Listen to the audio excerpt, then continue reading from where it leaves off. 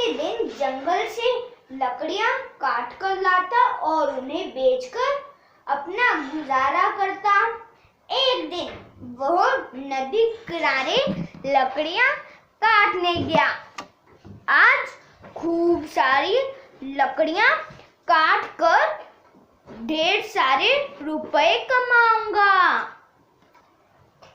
अचानक लकड़हारे की कुल्हाड़ी नदी में गिर गई। ओह, मेरी कुल्हाड़ी! हे भगवान, अब मैं बच्चों का पेट कैसे पालूंगा? लकड़हारा नदी के किनारे बैठकर रोने लगा। लकड़हारे के रोने की आवाज जंगल में गूंजने लगी। तभी नदी से जल देवता प्रकट हुए। क्या बात है? तुम इतनी जोर जोर से क्यों विलाप कर रहे हो? मेरी कुल्हाड़ी इस नदी में गिर गई है। अब मैं लकड़ियां कैसे काटूंगा? धैर्य रखो, मैं अभी तुम्हारी कुल्हाड़ी लाकर देता हूँ। जल देवता ने नदी में डुबकी लगाई और एक सोने की कुल्हाड़ी लेकर बाहर आई। क्या यह तुम्हारी कुल्हाड़ी है? नहीं, यह मेरी कुल्हाड़ी नहीं है।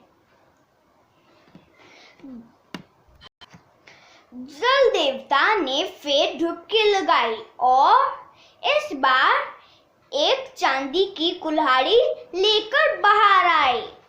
क्या यह चांदी की कुल्हाड़ी तुम्हारी है? नहीं भगवान, यह भी मेरी कुल्हाड़ी नहीं है। जल देवता ने फिर नदी में डुबकी लगाई। इस बार उनके हाथ में एक लोहे की कुल्हाड़ी थी। क्या यह तुम्हारी कुल्हाड़ी है? हाँ भगवान, यही मेरी कुल्हाड़ी है।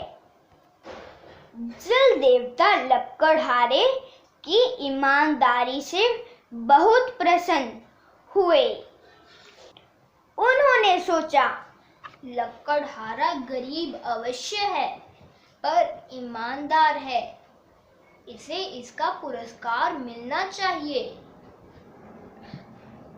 क्या सोच रहे हैं भगवान? मुझे मेरी कुल्हाड़ी दे दीजिए। तुम बड़े ईमानदार हो। तुम सोने और चांदी की कुल्हाड़ी को अपना कह सकते थे, पर तुमने ऐसा नहीं किया।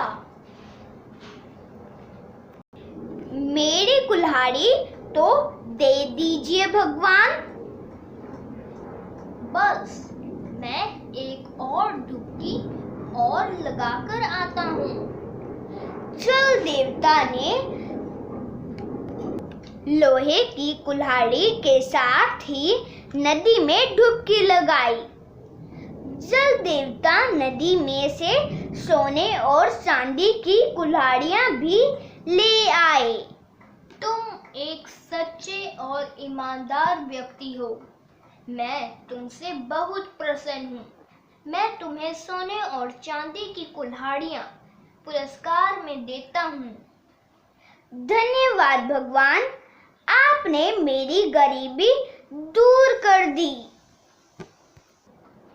इस प्रकार लकड़हारे को उसकी ईमानदारी का फल मिल गया। वह धनवान बन गया और परिवार के साथ खुशी खुशी से रहने लगा। धन्यवाद मित्रों।